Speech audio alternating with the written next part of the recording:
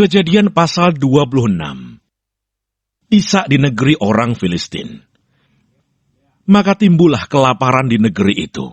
Ini bukan kelaparan yang pertama yang telah terjadi dalam zaman Abraham. Sebab itu Ishak pergi ke Gerar kepada Abimelekh, raja orang Filistin. Lalu Tuhan menampakkan diri kepadanya serta berfirman, "Janganlah pergi ke Mesir, diamlah di negeri yang akan kukatakan kepadamu. Tinggallah di negeri ini sebagai orang asing, maka aku akan menyertai engkau dan memberkati engkau, sebab kepadamulah dan kepada keturunanmu akan kuberikan seluruh negeri ini. Dan aku akan menepati sumpah yang telah kuikrarkan kepada Abraham ayahmu. Aku akan membuat banyak keturunanmu seperti bintang di langit. Aku akan memberikan kepada keturunanmu seluruh negeri ini, dan oleh keturunanmu semua bangsa di bumi akan mendapat berkat. Karena Abraham telah mendengarkan firman-Ku dan memelihara kewajibannya kepadaku, yaitu segala perintah, ketetapan dan hukum-Ku." Jadi tinggallah Ishak di Gerar. Ketika orang-orang di tempat itu bertanya tentang istrinya, berkatalah ia, "Dia saudaraku," sebab ia takut mengatakan, "Ia istriku," karena pikirnya, jangan-jangan aku dibunuh oleh penduduk tempat ini karena Ribka, sebab elok parasnya. Setelah beberapa lama ia ada di sana, pada suatu kali menjenguklah Abimelekh, raja orang Filistin itu dari jendela. Maka dilihatnya Ishak sedang bercumbu-cumbuan dengan Ribka istrinya. Lalu Abimelekh memanggil Ishak dan berkata, "Sesungguhnya dia istrimu, masakan engkau berkata, dia saudaraku?" Jawab Ishak kepadanya, "Karena pikirku, jangan-jangan aku mati karena dia." Tetapi Abimelekh berkata, "Apakah juga yang telah kau perbuat ini terhadap kami? Mudah sekali terjadi, salah seorang dari bangsa ini tidur dengan istrimu, sehingga dengan demikian engkau mendatangkan kesalahan atas kami." Lalu Abimelekh memberi perintah kepada seluruh bangsa itu, "Siapa yang mengganggu orang ini atau istrinya, pastilah ia akan dihukum mati." Maka menaburlah Ishak di tanah itu, dan dalam tahun itu juga ia mendapatkan hasil 100 kali lipat, sebab ia diberkati Tuhan. Dan orang itu menjadi kaya, bahkan kian lama kian kaya, sehingga ia menjadi sangat kaya. Ia mempunyai kumpulan kambing domba dan lembu sapi, serta banyak anak buah, sehingga orang Filistin itu cemburu kepadanya.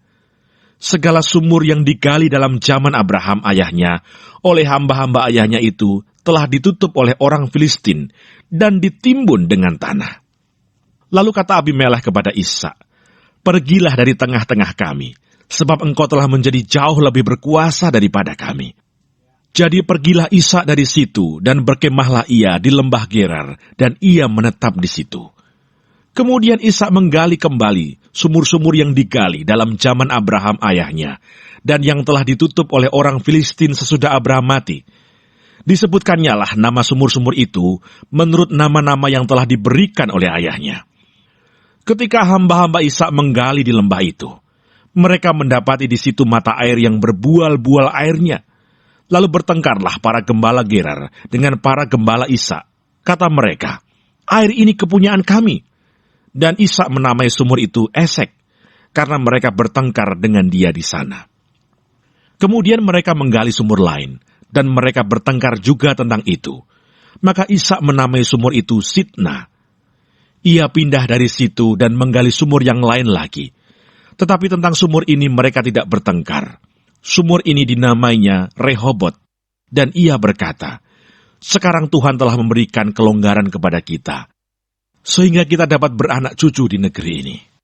Dari situ ia pergi ke Berseba. Lalu pada malam itu, Tuhan menampakkan diri kepadanya serta berfirman, "Akulah Allah ayahmu Abraham.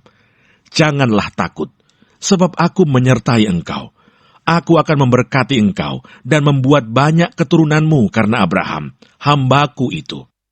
Sesudah itu Ishak mendirikan mezbah di situ dan memanggil nama Tuhan. Ia memasang kemahnya di situ, lalu hamba-hambanya menggali sumur di situ. Datanglah Abimelekh dari Gerar mendapatkannya, bersama-sama dengan Ahuzat sahabatnya dan Pikol kepala pasukannya. Tetapi kata Ishak kepada mereka, "Mengapa kamu datang mendapatkan aku?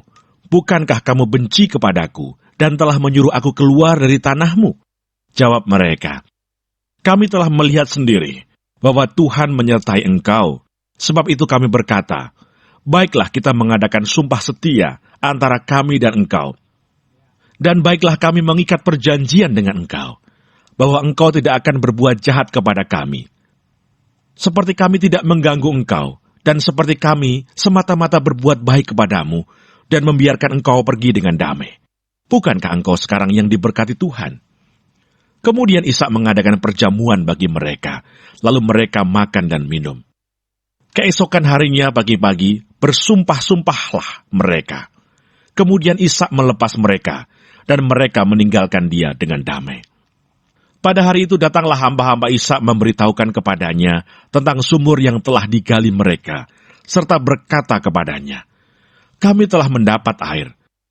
Lalu dinamainyalah sumur itu Sheba, sebab itu nama kota itu adalah Berseba sampai sekarang.